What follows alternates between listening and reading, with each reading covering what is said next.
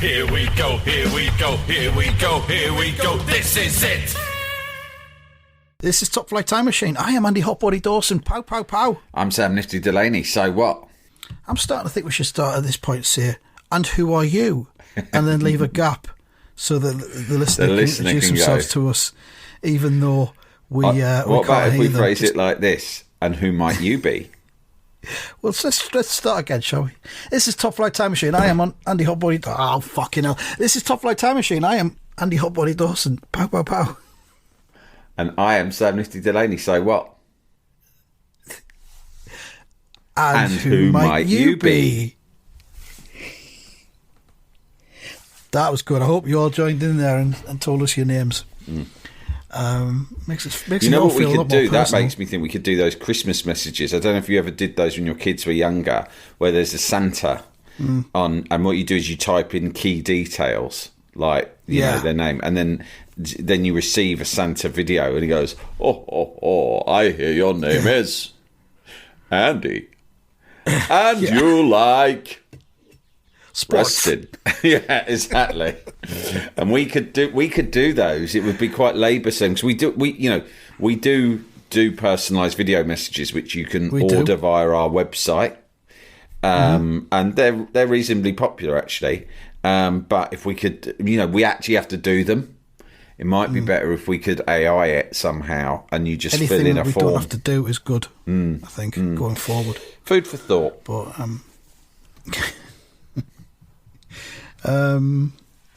this is another one of those episodes that we're doing at the minute, which because we've got holiday commitments, and we just take a look at a single issue, a single topic, and try to fashion an episode from it. The first two have been quite successful. I like to think there'll be one where we just run out of steam after about 21 minutes. No just way. have nothing else to say. And I think today's could be it, because it's just based on an 8-line nursery rhyme. But that eight lines is a lot. I think we can get half an hour out of that. But Talk me through it. You'll know already which one it is. know. I know what we're going to do. It's an idea that you've just come up with fairly spontaneously. I've only known about this for a little while, and I don't remember. I mean, I remember the name of what we're going to cover, but I don't remember anything else about it. So I'm on tenterhooks, waiting to hear this nursery rhyme.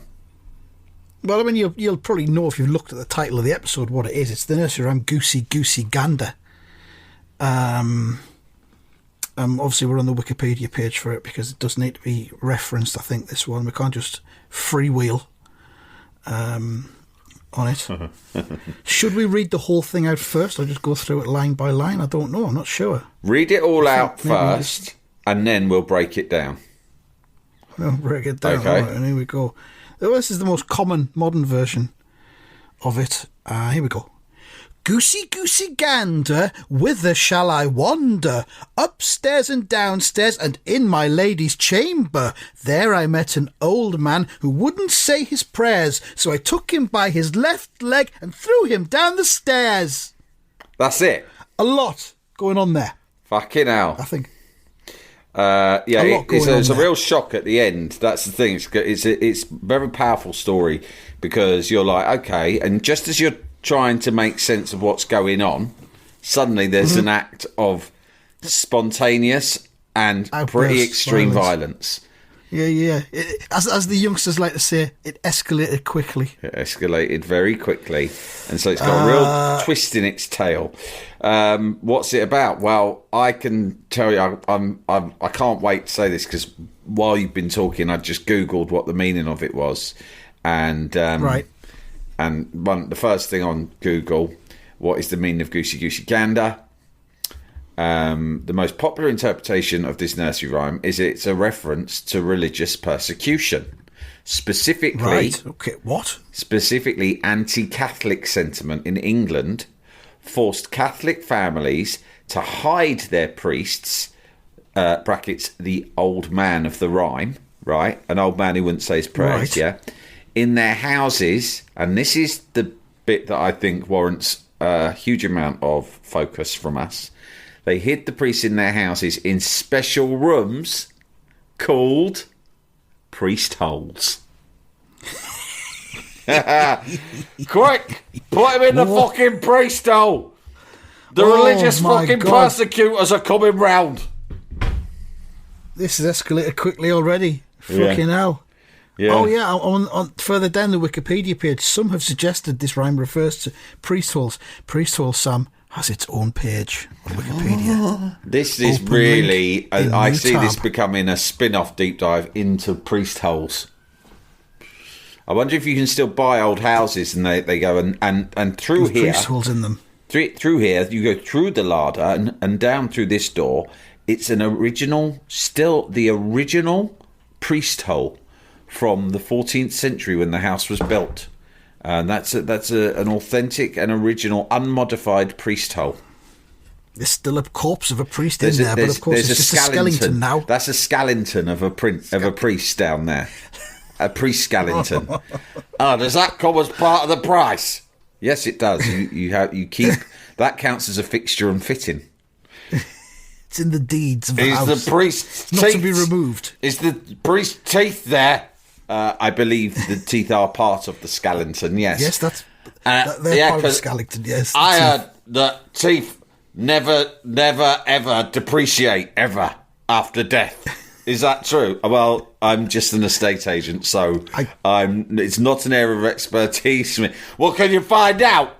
Because if not, I might not buy the house unless you find out more about teeth and what happens to them after our death. I think the teeth are part of the skellington along with the bones. I think they're made of similar material as the bones. So yes, they I'm not talking about bones. Stop changing the subject. I'm talking about just teeth. there for the teeth. I'm talking about teeth. Do you want us to remove the skellington? No! Stop twisting my words. I want the skellington, right? But I am interested in particular. My particular focus is on the skellington's teeth. The teeth I need are not specific bones. They're information. different. They're different things completely.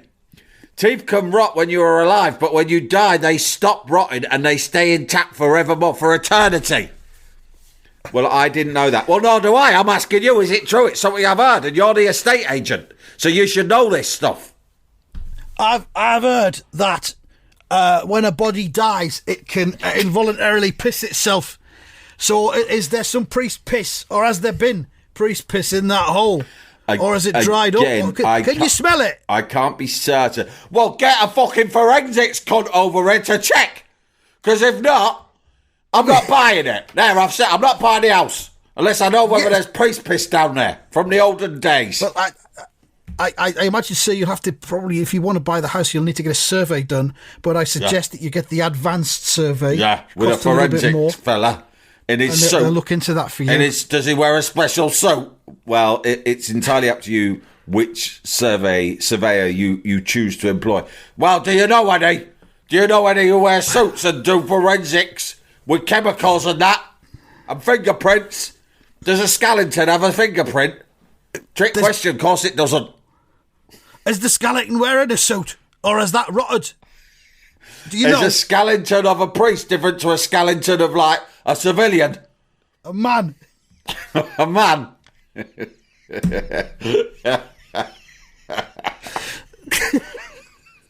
Are you interested in... Why don't you go down into the priest hole yourself and take a closer look at the skeleton and the room? I mean, it's a space that could be easily converted into a wine cellar or perhaps a paddock room. I'm not going down there. I'm never going down there. That's scary. I don't want to be in a priest hole with a priest skeleton. Well, it's just that you seem very interested. I need to know everything about it, but I'm never going in it. Fucking no chance. My brother-in-law might go in it. He's a bit weird. But I'm not going in. He likes reading about ghosts and stuff like that. Do you believe in ghosts? Answer me or I'm not buying the house.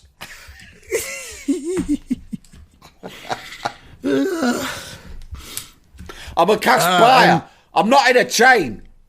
I'm a cash buyer. I'm paying a lot. Right now. That's the opportunity you have, so you better start playing ball. Do you believe in ghosts? I'm not just doing a tyre kicking. I'm genuine. I'm chain free. I don't have many questions. That's one of them. Do you believe in ghosts? And tell me about the priest Skallington and its teeth.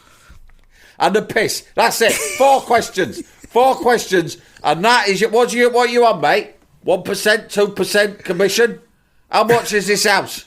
Right, you stand to make 200 grand out of this, and all you need to do is answer 4. You don't even have to tell the truth. I don't know. I've not got a lie machine.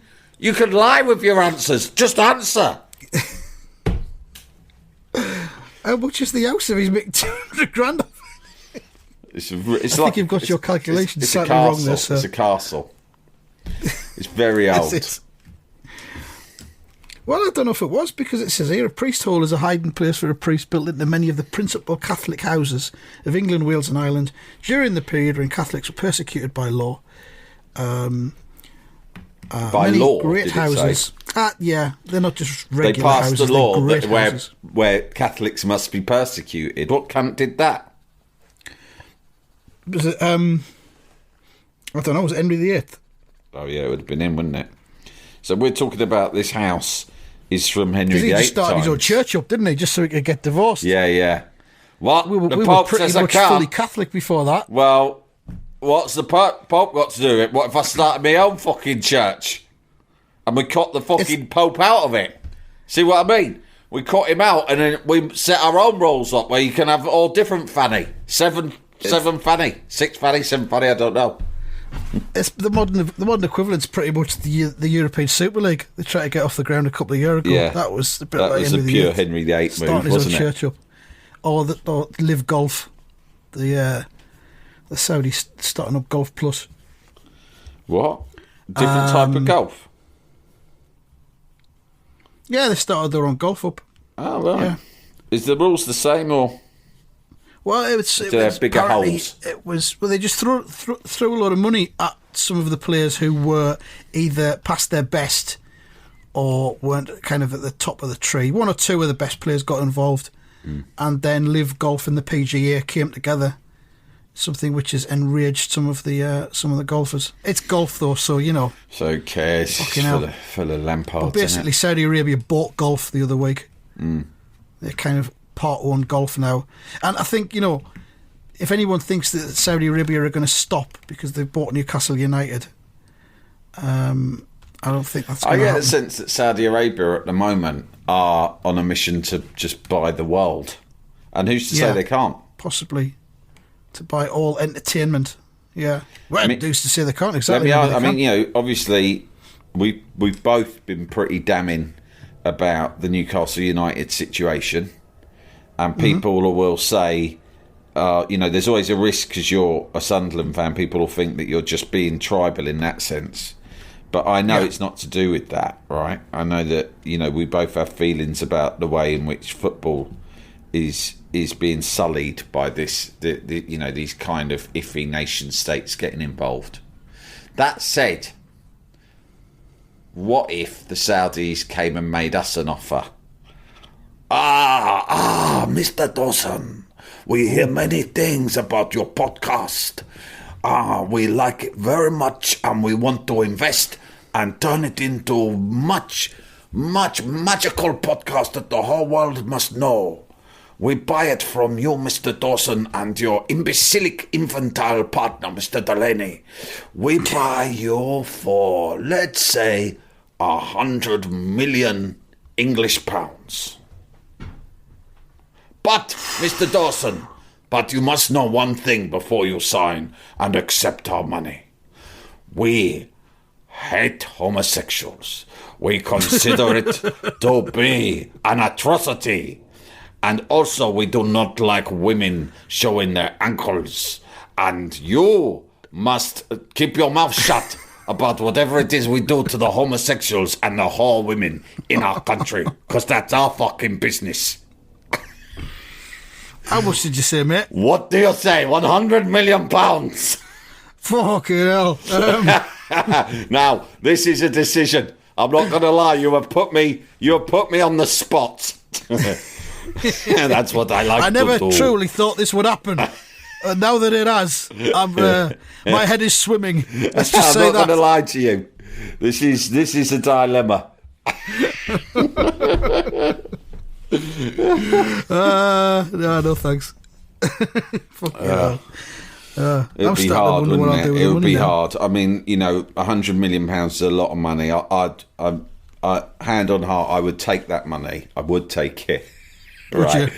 But then I would invest a large amount of it into raising homosexuality. Into the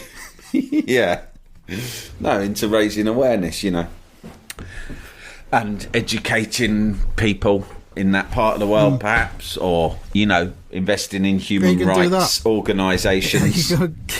We could drop leaflets from an aeroplane. No, I mean, I wouldn't do it personally. I'd give a lot of money to the likes of Amnesty International to do it. To your Peter Tatchells of this world. Yeah. I actually know Peter Tatchell fairly well. He's a great guy. In fact, I once witnessed him in a fight with the security guards at the Oval cricket ground. Right. Which was really good. It was when the cricketers were gonna tour Zimbabwe, and so when they were announcing the tour, I went down to report on it for ITN, and Tatchell turned up mob-handed with a bunch of protesters, and they sort of they broke in to where the press conference was, and started shouting and protesting about how we shouldn't be playing cricket against Zimbabwe because of the human rights record of Mugabe, etc. And there wasn't any old bill there because it was a quiet little press conference at the Oval cricket ground. They weren't expecting any trouble, but there was some very sort of was it Oval or was it the Lords? I can't remember, one or two. But we do have the Goose thing to get onto. Don't forget that. Yeah, but listen. I'm telling you about a fight at a cricket ground involving was it Goose relevant? Human rights campaigner Peter Tatchell, and some stewards and a bunch of fucking really pompous sort of old retired army types. Do you know what I mean? Right. Let's just say the sort of lads who you wouldn't think would be particularly sympathetic to Tatchell's cause. And it all kicked off, and someone got whacked in the head with a mobile phone, was bleeding. It was excellent to watch. A good fight. A good unexpected fight. A good unexpected fight, exactly. So I would give half the money to Tatchell. That's it. Let's get back to the Goose. Yeah, okay. Jalapeño. Here's a brief but annoying message to let you know that you wouldn't be hearing this brief but annoying message if you were a subscriber to our Iron Filing Society Patreon offering. For the price of a pint and a St Clement's each month, you can get up to 4 episodes a week, 9 months before the rest of the world gets them. Early access to regular episodes, lots of other marvellous benefits, and there's absolutely no adverts or brief but annoying messages like this that will get right on your tits. Find out more and subscribe now at tftimemachine.com/ironfilings. Jalapeño. Jalapeño. Goosey Goosey Gander then. Goosey Goosey Gander, I assume this is a goose, who's the protagonist of the story, who is in a house, has got free rein inside a house. Whither shall I wander, says Goosey Goosey Gander, upstairs and downstairs. So that maybe is a reference to Upstairs Downstairs, the 1970s posh house show, which featured the posh people and also the servants who lived downstairs. Yeah. So what this suggests that Goosey Goosey Gander is comfortable in the company of the wealthy and the well-to-do, but also the servants. Yeah, a bit like us, I think, Sam. He gooses around wherever he wants. Yeah, like us, we've got a permit to roam throughout all the social stratas. Tributaries. I mean, I'm happy going to the Tip. Yeah. Whenever I can, but I've also interviewed Julian Fellowes. So there you go. It covers all bases. I think it's you didn't interview him. You were in his presence, and I witnessed it. There was an interaction in which you were both as curious as each other. You both circled each other, occasionally reaching out to one another. Sniffed each other weirdly. He went right up to you and sort of sniffed under your chin. A couple of times, to be fair, Andy, you did hiss at him more. I think he'd scared you. I said to him at the time, I think he's more scared of you than you are of him. Well, do you remember the bit where I got up really close and I wrapped my arms around his waist? Yeah, and I just said to him, hugged him, and he just stood really stiff, really still. Yeah, and I was you like, said, just relax. Just stand he still. likes you. Stand still. Don't move. Yeah. Don't move. It's okay. He likes you. It means you. no harm. Yeah. And so so not quite an interview how I would call an interview, but certainly there was an interaction, and I thought it went well considering, and it shows that you're able to traverse society quite comfortably across all of the many different strokes that make up our beautiful kaleidoscope. A lot like Goosey Goosey Gander himself. So upstairs and downstairs, and in my lady's chamber. So that's the bedroom. I guess that Goosey Goosey Gander is owned by this lady. And she's my owner, but she's dead good. She lets me come in the house. I can go in the house, walk around. I can go in her bedroom. As long as I don't shite on the floor, she's fine for me to go around there and have a relax. I could even go in her pre-stole if I want. I've learned how to open the bedroom door with my beak. Yeah. So that's good. I've got to pretty much go anywhere I want. Go in the bathroom, in the bog. She says, as long as I don't honk around the house, because of course, being a goose, 10. I don't quack like ducks. Those cunts. I honk, which is a noise very specific to the goose, and it can be very alarming to a lot of people. So she asked that I don't do too much of that indoors. Not at least not after 10 p.m. Yeah. But that's fair enough. I'm usually tired by then. Don't get honking. I'm not really a night goose, to be honest. I've got pals who'll be up all night honking and all sorts. Not me. I'm a morning goose. I get most of my energy in the mornings when I get most of my stuff, my goosing done. And I'm allowed to honk after 6 a.m. Yeah, that's generally when I get up. That's generally I'll get up. I'll have a peck about, see what's on offer for breakfast, and then I'll do a lot of honking outdoors. Then I'll goose about the house a bit. Have a nap about 9 a.m. If there's trouble in the house, it sometimes occasion arises for me to throw an old man down some stairs, and then by 10 I'm ready to turn in again. It's a simple life, but a rewarding one. The life of a goose. There you go. In a nutshell, that is it. Next question. But not just any goose, because not many geeses get to do what I do. As I think you'll find this poem that I've written establishes. Well, illustrate. I regard myself as the luckiest goose in the world. I'm a lucky goose. I'm a lucky fucking goose. I think you can no one can deny that. I toyed with calling it the Lucky Goose, but it focuses a lot on the violence, which some people would say isn't quite so lucky. A lot of people have pushed back against it. There's been a lot of controversy in the goose and the human world about my actions in this poem. But anyway, I regret nothing. So, upstairs and downstairs in his lady's chamber. And then he says, there I met an old man who wouldn't say his prayers. So I guess this is the priest.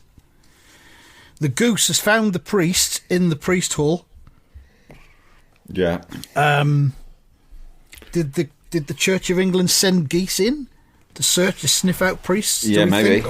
Maybe they trained geese to hunt Catholics. On Wikipedia it says amateur historian Chris Roberts suggests further that the rhyme is linked to the propaganda campaign against the Catholic Church during the reign of Henry VIII. I'm going to say to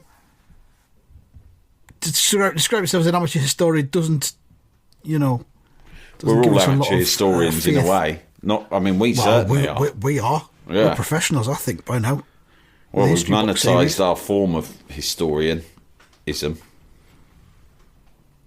And left leg was a slang term for Catholics during the reign of Edward VI.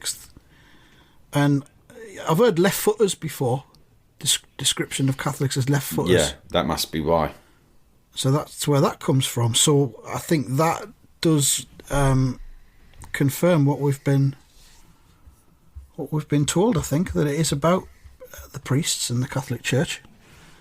So there I met an old man who wouldn't say his prayers. So I guess he wouldn't say the proper prayers, which would be the Church of England prayers. Yeah. Of the time. That's it. As all written by Henry VIII. This is getting strong fucking 3, 2, 1 Dusty Bin vibes now, but go on. It is, isn't it? And yet we used to recite this rhyme in primary school when we were 5. Yeah. Weirdly. So there I met an old man who wouldn't say his prayers, so I took him by his left leg, which again there confirms that he will have been a Catholic, and threw him down the stairs. Which, geese are incredibly violent. This is They're well known something. for violence, yeah. I can Google goose violence now, and I guarantee you there's probably a big list of goose violence. How to stop a goose attack, 11 steps with pictures. Why are geese so aggressive? They don't like to share their space with humans or other animals, and they're protective of their young. I walked past a swan family recently, Sam, at a local lake, when I was out for me daily walk, and there was 2 swans, which I guess were the mum and the dad, and there was about 5 or 6 scruffy little swan chicks with, you know, the brown grey feathers, just little shits really. But they were on the path, so I gave them a very, very wide berth because I didn't want to die. And both swans they had that, you know, when they tuck their heads into their tum-tums. Yeah, yeah. It's nice when they do that. They both lifted their heads out and give me the fucking stink eye. Yeah. As if to say, don't you come near us, you Keep fucker. walking, cunt. Keep fucking walking. Take a fucking wide berth. Yeah, on the grass. Further. Yeah, don't look at us. Look the So other way. that's just Do swans. yourself a favour. Do us all a fucking favour. And fucking quicken your pace. Sooner you're out of my Yeah. fucking sight, the better. Tell your fucking pals as well. So that's just swans. So geese, I would imagine, are 10 times worse. How to stop a goose attack. Back away slowly. Remain calm. Bit like with Julian Fellowes. Yeah. It's exactly I've like seen Julian that Fellowes. page on Wikipedia. How to deal with a Julian Fellowes attack. Yeah, how to deal with an aristocrat. Do not do anything that may escalate the situation, like yelling. And if you are injured, seek medical attention to assess your injuries. Yeah, exactly. That's exactly what went down that day in central London. Have we now finished with Goosey Goosey Gander? Is there anything we need to know? Well, Additionally, you know, he's thrown the man down the stairs. We think was a priest. Other interpretations exist in Birds Britannica. Mark Cocker and Richard Maybe suggest that goose still has a sexual meaning in British culture, and the nursery rhyme preserves these sexual overtones, i.e. in my lady's chamber. right. Goose So was a he's British term goosey- for prostitutes, Yeah. and bitten by a goose was reference to visible symptoms of STIs. Chris Roberts, again, amateur historian, argues the wandering Who's this refers to cunt? the spread of STIs. It is very 3 to 1, isn't it? How's he got such a big fucking web presence going around calling himself an amateur historian? It looks like he's the kind of fella who updates Wikipedia pages himself and inserts himself into them. I think that could be Fucking what it is. absolute Lampard antics. Yeah. I know we're just going to take it on face value. I It's, just lastly for Lampard sort of / Lampard content. I wrote a thing in the Telegraph today. They asked me to write a thing about depression, right? So I wrote it, and I was a bit disappointed because I was fine about it, but you know, obviously they wanted to peg it to this Hugh Edwards business, and so it kind of read like. There was obviously a sense when I saw it published. It was like, yeah, I've done a bit of that, getting, you know, paying lads to like send me picture of their knobs and that. But it was because of my mental health. So what are you going to do? You know, you can't blame me or Edwards. He seems all right. It's society's problem, isn't it? I blame Thatcher. Right.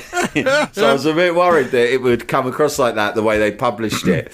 So anyway, I should have learned years ago not to do this, but I started reading some of the comments underneath on the Telegraph. Right? Yeah, I've read them as well. Oh, it was quite illuminating. And 90% of them had nothing to do with my piece. Like they were just all like basically people having a right go at Hugh Edwards. Fine, whatever. But the funniest one, which I've screenshotted and going to put on my pinboard, is someone writes, "Thank you for this article, but I feel that the comparisons drawn with Hugh Edwards are completely spurious. He has been accused of sexual harassment, whereas you have a problem with alcohol, brackets, I sympathise, and use drugs, brackets, you are a criminal."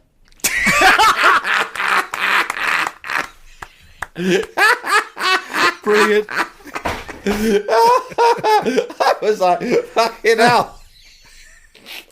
So I just thought, oh well, fair enough. So anyway, I've screenshotted it and I'm printing it out.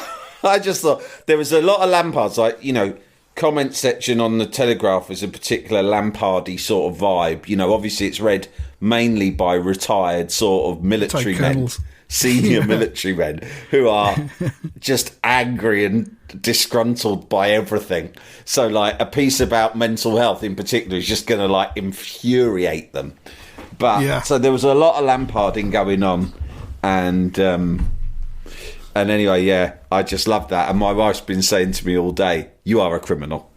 You are a criminal. I mean, you could maybe change your introduction to "I'm Sam Criminal Delaney." You have a problem with alcohol, I sympathise, and with drugs. You are a criminal. I was like, whoa, you're playing mind games with me. At first I was like, oh, that's nice, I sympathise, and with drugs, you're a criminal. What? No, I ain't. Yeah, I thought you were being nice. I don't know whether I'm coming or going now. I am Andy Hot Body Dawson, pow, pow, pow. I am Sam Nifty Delaney, I am a criminal. Wonderful stuff. So thanks, Telegraph readers. Lovely. Yeah, well, this Goose is clearly a criminal as well because it's thrown some poor fucker down the stairs. But there you go. That's literature for you. Read it what you want. I think we successfully conquered it in the 30-ish minutes that we allocated ourselves. So well done us. Yeah, well done us. Well done everyone. Well done to the geese and especially to the priests in their priest holes. And thanks for introducing yourselves at the beginning of the episode as well. That was nice. Yeah, that was a nice touch. So there we go. Thank you very much for listening and goodbye. Goodbye.